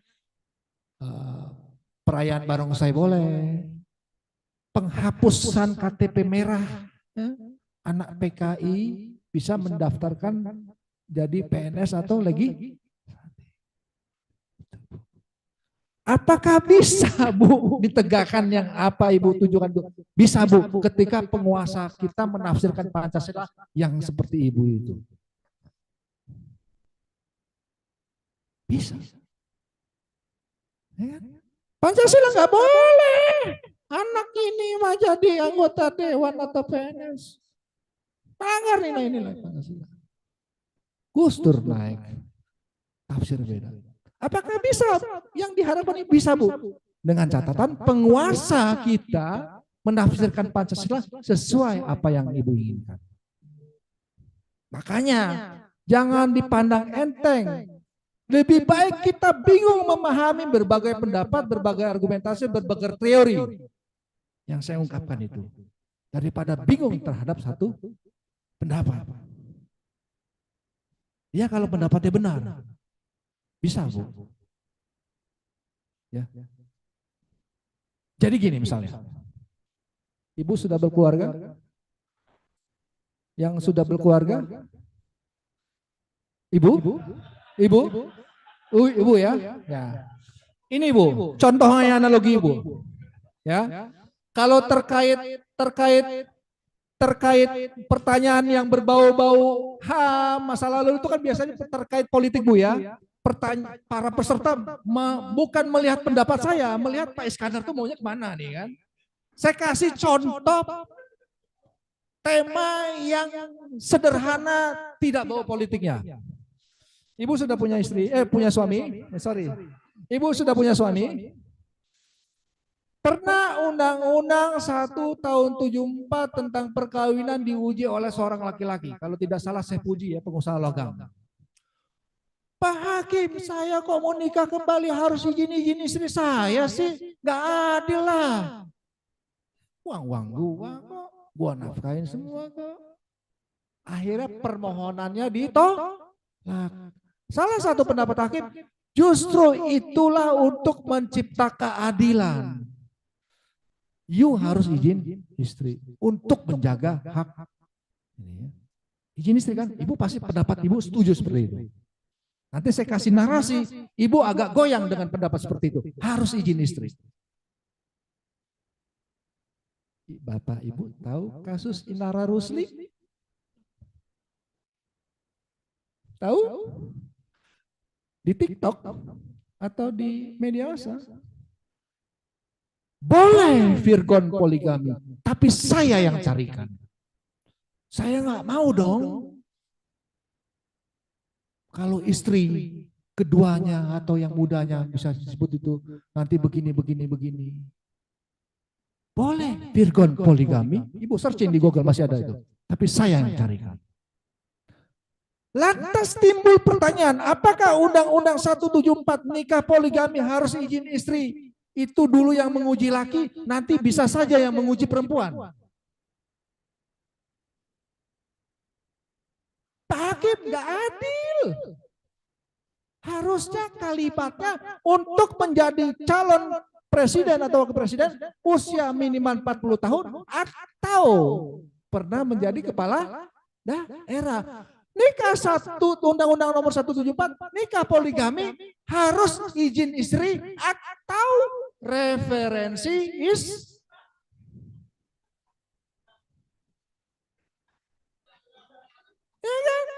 boleh Virgon poligami, tapi saya yang carikan. Ya, Ibu jangan, saya tidak menggadang-gadang Ibu suaminya suruh poligami. Ini kan ilmu, aturan hukumnya ada. Sekarang pertanyaan simpelnya, Ibu jawab. Yang satu poligami atas izin istri.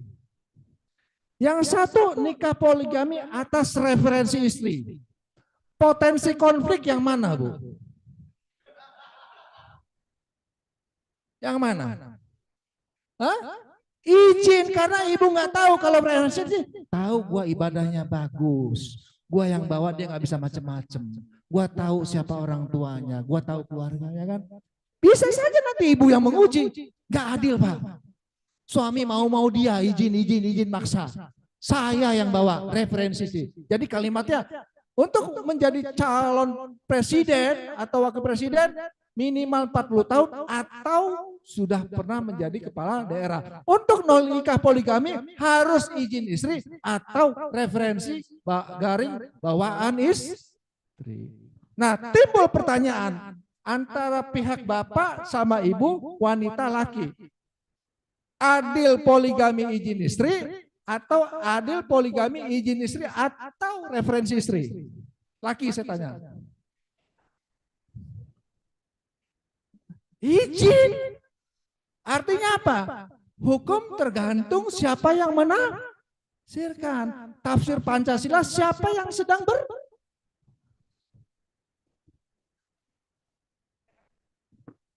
Saya tanyakan ini Pak, terkait dengan kalau putusan MK, apakah boleh putusan MK-nya itu menghasilkan kalau membatalkan keseluruhan isi pasal apa isi undang-undang? Bisa. Secara teori hanya menguji undang-undang terhadap undang-undang dasar. Di situ tidak dikatakan pasalnya. Tafsirnya ke sini aja, Bu. Undang-undang terhadap undang-undang dasar. Bisa, secara teori konstitusi bisa. Dan faktanya banyak undang-undang yang dibatalkan tentang tenaga listrikan, undang-undang koperasi karena pasal jantung. Pasal yang bisa mempengaruhi dalam semua pasal. Secara konstitusi bisa. Membatalkan seluruhnya. Wah, kalau begitu nggak bisa, Bu. Ya. Bisa dirubah konstitusi ke pasal 37, sepertiga anggota MPR merubah itu. Ya, MK tidak boleh menguji dirubah pasal-pasal dalam undang-undang terhadap undang-undang dasar. Ini kan tidak ada pasalnya, Bu. Ya kan? Ibu panitia tahu aja dia udah masuk ke sini, jawabannya di sini kan.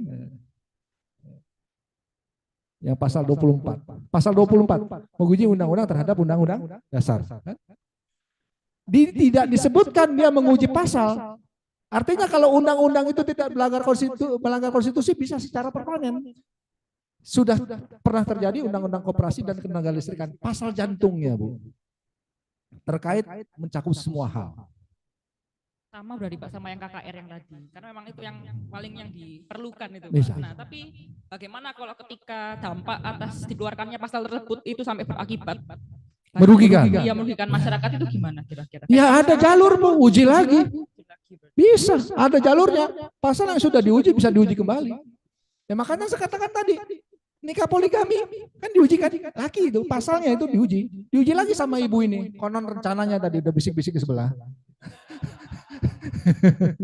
Diuji, bisa kan argumentasinya untuk menciptakan keadilan karena faktanya janji-janji manis iya. Rupanya udah itu asik-asik dia di Bali, gua di kampung dekil-dekil kan. Harus referensi istri. Jadi sebelum kejadian nanti didoktrin dulu yang itu ya, yang dibawa istri ya. Bisa. Jadi putusan MK itu saya katakan tadi ya. Contoh gini. Antara hakim, misalnya dulu periode ketua MK Jimli Asidik itu nuansa akademisnya ada ya, jurnal-jurnal konstitusi itu terbit masa kepemimpinan beliau. Begitu itulah ke Prof. Mahfud. Prof. Mahfud tuh agak progresif ya. Debat konstitusi pun itu karena beliau. Begitulah putusan nikah sirih ya. MK kok melegalkan zina. Ya, anak nikah sirih punya hak keberdataan ya. Ibu-ibu yang punya suami bilang sama suami, lo jangan macem-macem ya, lo nya selamat tapi anak lo dari nikah siri punya hak atas lo ya, jangan bikin istri lo. Ini putusan MK-nya, ya, menegakkan zina, ya. Terusnya ada lagi, MK mengatakan nikah beda agama melanggar konstitusi, tapi faktanya banyak pengadilan umum Mensahkan. Ya. Iya, tapi kan faktanya terjadi, Bu. MA kan dia mengeluarkan surat edaran, bukan proses peradilan, Bu. Ya. Ini faktanya udah jadi, udah catatan sipil. Siapa yang bisa saja yang menggugat nanti keluarganya kan, ke petun gitu ya. Ini cacat nih nggak boleh, bisa saja. Ya, itulah hukum kan. Jadi ketika ini gua tendang sampai sini, apakah kemungkinan bisa gua tendang sampai sana? Bisa sampai jatuh, bisa dia jatuh ke kursi. Apakah bisa jatuh lagi ke lantai? Bisa. Apakah bisa sampai lantai ke dalam? Bisa. Kalau gempa kan sampai lantai bawah. Itu ilmu hukum. Nggak ada ujungnya. Karena hukum buatan manusia jauh dari kata sempurna. Yang kepercayaan kita berdasarkan agama kita masing-masing aja, terkadang para ahli agama beda tafsir. Tapi itulah enaknya belajar hukum. Ya, jadi semangat. Karena Bapak Ibu, putusan MK itu biasanya saya kan disertasi saya itu ribuan putusan MK saya telusuri. Rupanya itu kena, Bu. Saya dulu dosen tetap di ekonomi Universitas Malahayati. Saya bingung, oh rupanya ada konstitusi ekonomi. Saya ngajar di IAIN. Waduh apa nih konstitusi? Oh rupanya ada putusan MK tentang perbankan syariah. Saya pindah lagi ke MKN. Waduh puning. Agak dikritisi saya apa tuh orang HTN kok dosen magister kenotarian. Saya telusuri undang-undang jabatan notaris 10 kali Bu diuji. Saya bikin karya akhirnya menghasilkan. Kuasai.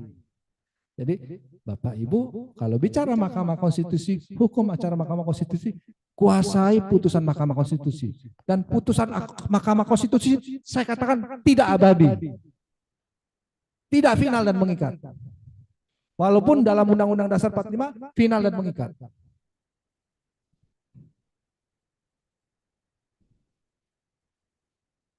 Bisa diuji kembali.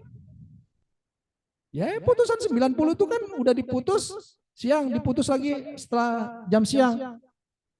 Hari berikutnya kan ada salah satu mahasiswa kan menguji kan.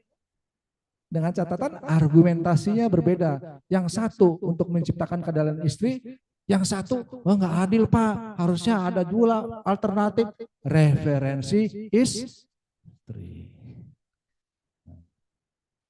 Oh, ya.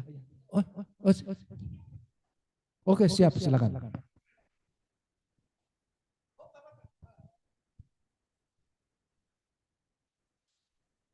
Saya posisi di mana biar terlihat di sini ya? Agak sorry ya. Nah.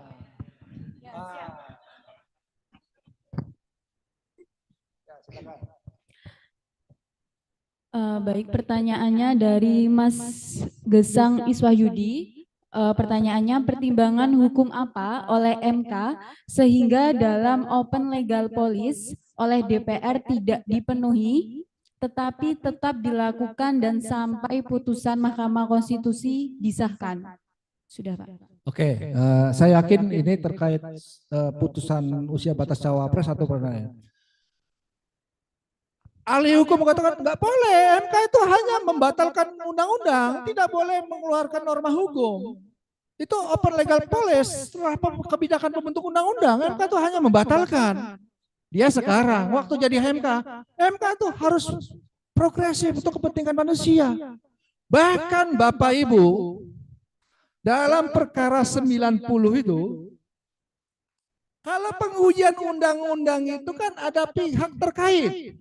Dalam hal ini ada presiden, ada DPR. Dipanggil ke MK. Gimana nih presiden, perwakilannya ya, dan DPR. Menurut ente ini bagaimana? Terserah hakim. Dari pihak presiden, dari pihak DPR, terserah hakim.